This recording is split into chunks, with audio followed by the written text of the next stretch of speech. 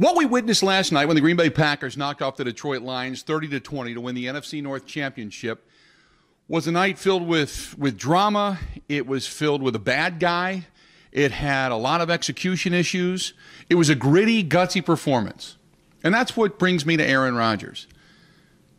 I find it hard to believe that there are some of you that are actually taking the bait and thinking that Aaron Rodgers going down with a calf injury, sitting out the first series of the second half, and then coming out of the tunnel was some type of contrived emotional moment in order for him to gain more popularity for the MVP award.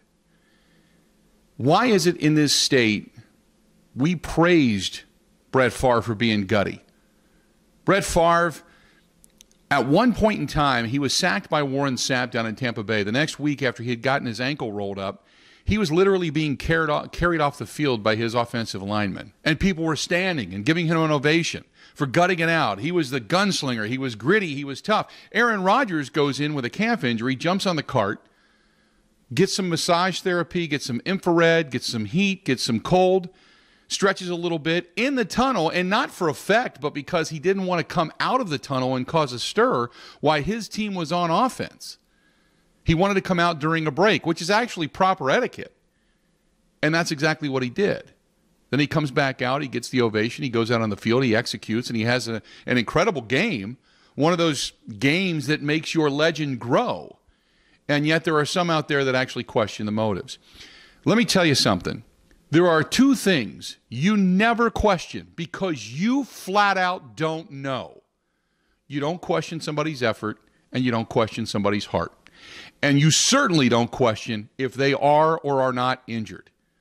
There's guys that you can say, well, he's looking like he's faking a little bit. But when a guy takes himself out of the game, look at it this way. If Aaron Rodgers wanted to solidify himself for the MVP, just stay on the field and kick some ass. Have one of his greatest performances of all times. Just continue to stay out there. And he'd have been good to go. But the fact that he pulled himself out of the game because he was injured, he couldn't hardly walk off the field, gets on a cart, gets the therapy, comes back out, and just because he got the ovation and came back in and played well, instead of being the Brett Favre fans and praising him, you want to knock him down. For whatever reason, I don't know, but you do.